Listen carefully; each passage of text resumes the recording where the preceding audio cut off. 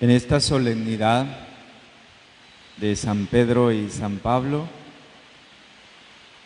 es una solemnidad bastante especial y fundamental en la vida de la Iglesia Católica. Más aún se tratan de dos personajes bastante distintos, son muy distintos, pero son columnas de la fe de la Iglesia y de la vida de la Iglesia, de los fundamentos de la Iglesia.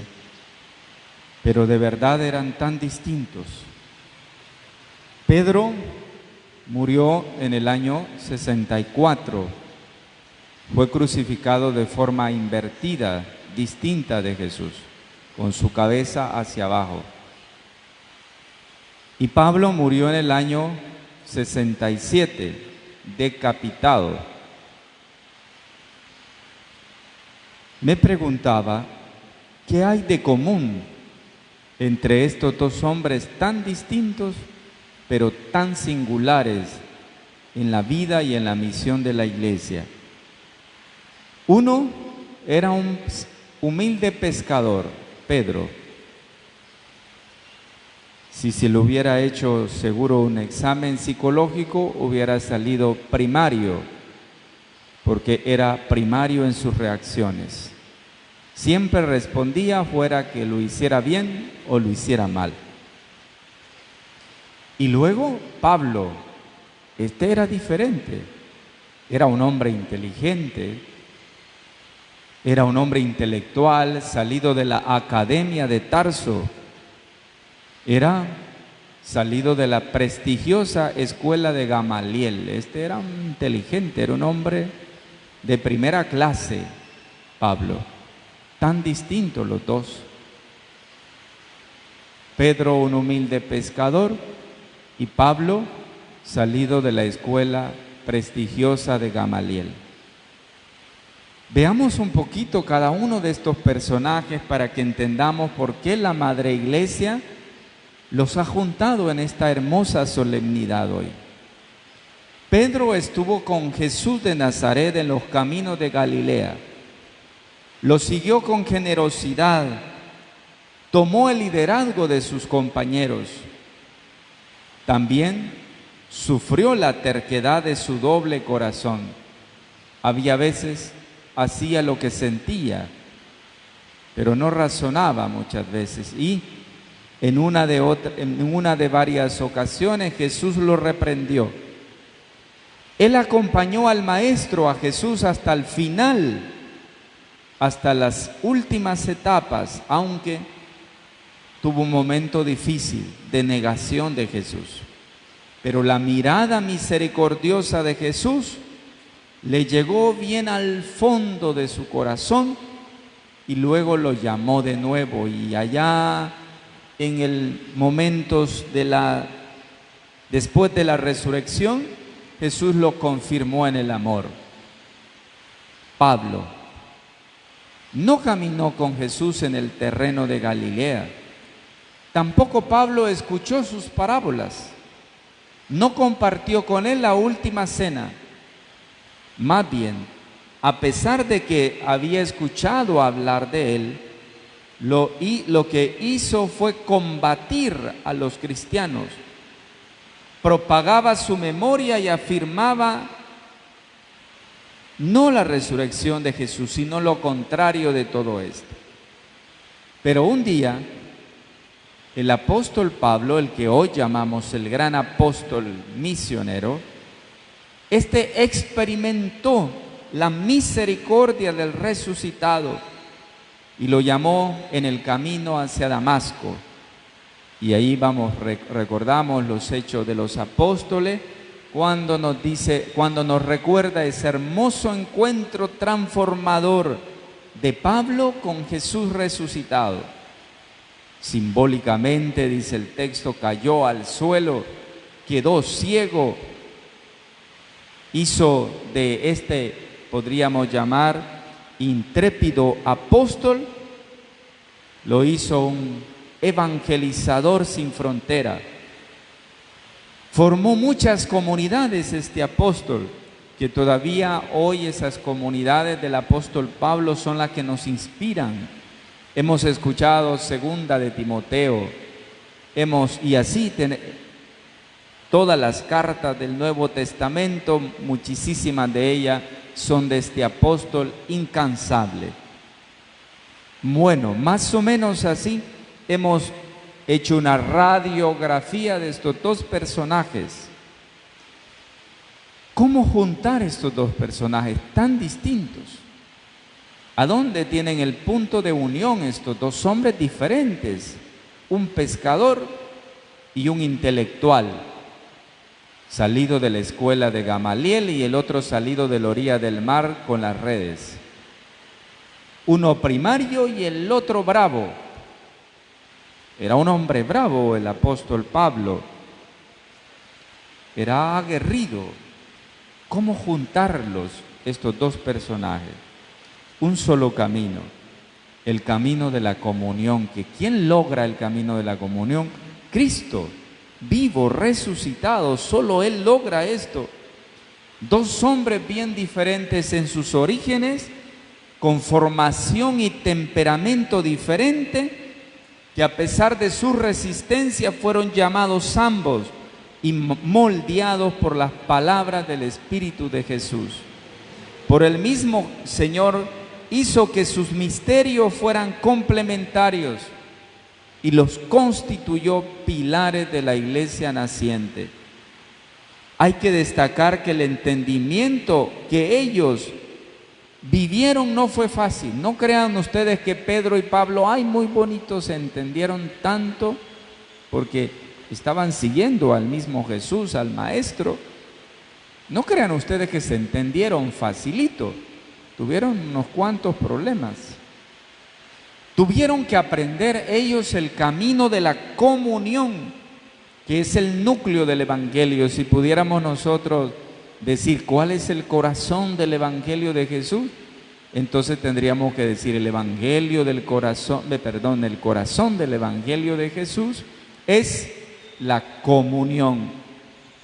Por ejemplo, en Gálatas 2:9, Pablo cuenta con alegría cómo a la vista de Jerusalén, Pedro, Santiago y Juan, dice, nos tendieron la mano en señal de comunión. Pero también, luego tuvo que reprenderlo. Escuchemos bien, Gálatas 2:11 dice, cuando Cefas, Pedro, llegó a Antioquía, me enfrenté a él abiertamente, porque su conducta era censurable. ¿Qué dice Pablo? Que se enfrentó con Pedro porque su conducta era censurable, es decir, estaba haciendo cosas incorrectas. ¿Fue fácil para ellos la comunión? No, nunca la comunión es fácil. La comunión implica decisiones del corazón y necesita estar pegado a Jesús, que es el Señor de la comunión, para podernos entender. Pero estos hombres tan distintos fueron complementarios. En materia de comunión, la iglesia no nació sabida. No, la iglesia tuvo que aprender. Es bonito ver eso. A pesar de contar con la memoria de las palabras y dichos de Jesús, entre los primeros cristianos nadie sabía de una vez por todo lo que había que hacer en las diversas circunstancias de la vida.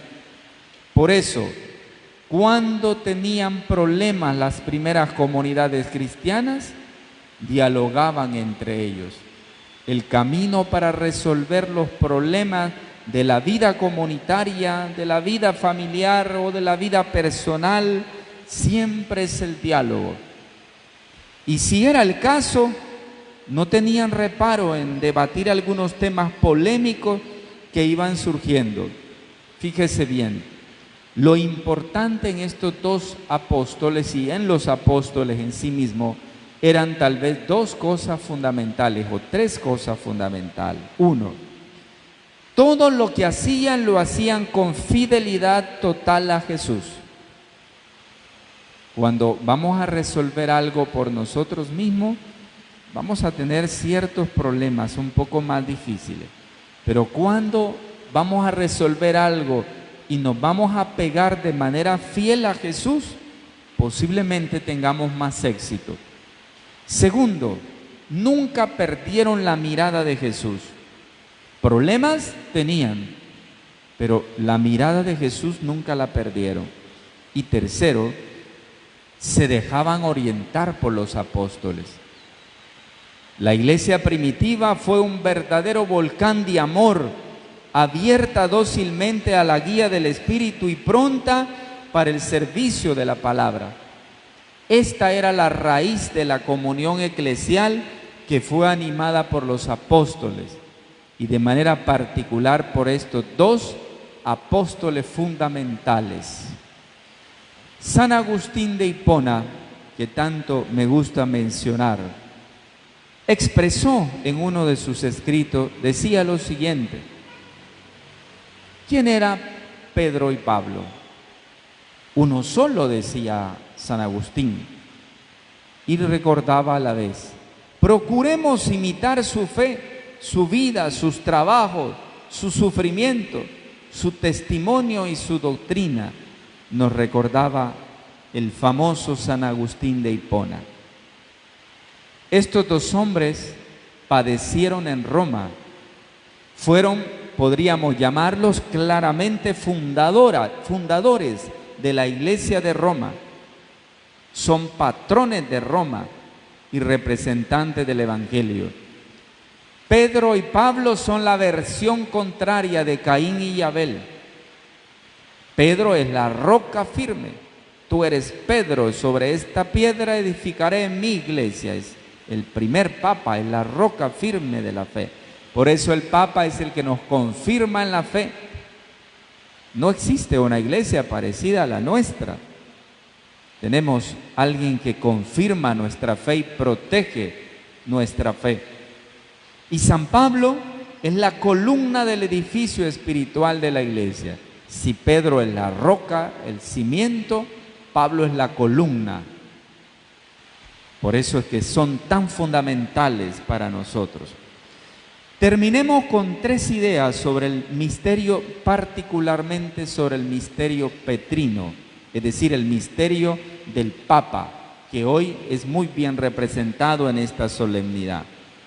Uno, ante todo, el misterio petrino, el misterio del Papa, representado en la figura de Pedro, nos confirma en la fe. El Evangelio habla de la confesión de Pedro: tú eres el Mesías, el Hijo de Dios vivo, Mateo 16, 16. Una confesión que no viene de él, sino del Padre Celestial. Y a raíz de esta confesión, Jesús le dice: tú eres Pedro, y sobre esta piedra edificaré mi iglesia. Versículo 18. El papel, el servicio eclesial de Pedro tiene su fundamento en la confesión de fe en Jesús, el Hijo de Dios vivo, en virtud de una gracia donada de lo alto. En la segunda parte del Evangelio de hoy, vimos cómo el peligro que puede provocar el pensar de manera mundana, cuando Jesús habla de su muerte y resurrección, es decir, del camino de Dios, que no se corresponde con el camino del poder humano, afloró en Pedro la carne y la sangre. Y dice que se puso a increpar a Jesús: lejos de ti tal cosa, Señor, versículo 22, lejos de ti tal cosa, Señor.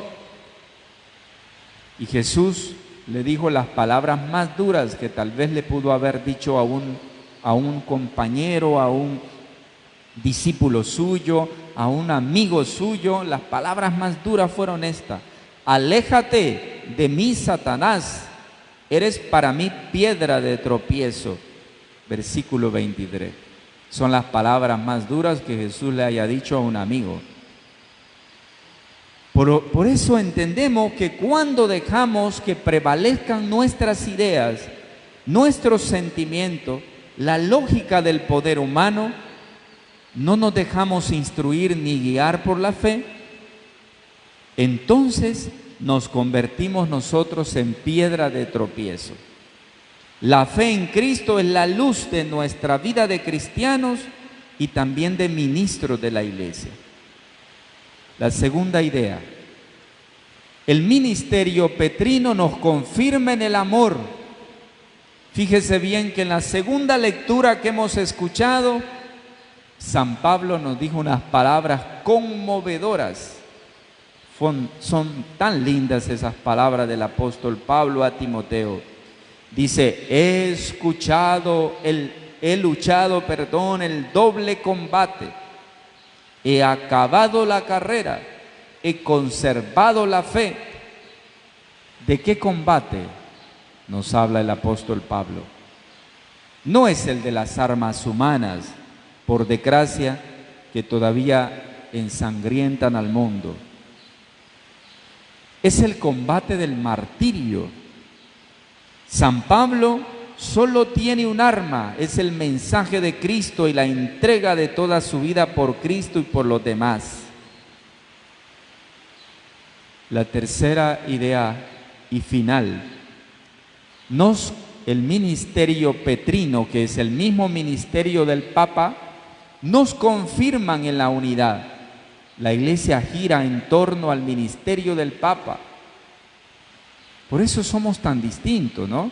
Por eso la iglesia no somos machos sin dueño en la iglesia. Hay dirección, sabemos para dónde vamos. Tenemos alguien que nos conduce. Y en la figura de los obispos está la figura de los apóstoles. Ellos son sucesores de los apóstoles. Y el Papa es sucesor de Pedro. Nos confirman en la unidad. Este es el espíritu católico, el espíritu cristiano. Nos unimos en las diferencias. No quiere decir que todos pensamos iguales en la iglesia, no. Pensamos distinto, pero nos unimos en las diferencias. Eso es el sentido de la comunión. Este es el camino de Jesús. Confesar al Señor dejándose instruir por Dios, consumarse por amor de Cristo y de su Evangelio y ser servidores de la unidad.